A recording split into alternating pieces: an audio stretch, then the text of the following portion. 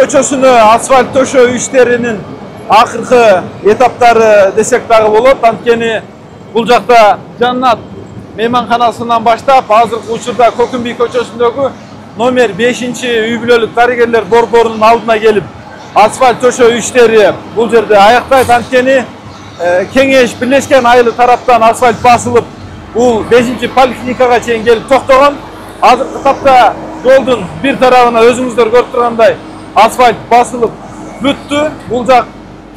Бул жерге жеткенден кийин жолдун экинчи тарабына асфальт төшөө иштери жүргүзүлөт. Ал эми Көкүмбий көчөсүнүн баш тарабында өзүңүздөр билесиздер, бир аз жер саздак болуп чөгүп кеткендигине байланыштуу азыр таш төшөп, ал жерлер бекемделип, асфальт төшөөгө даярдалып атат.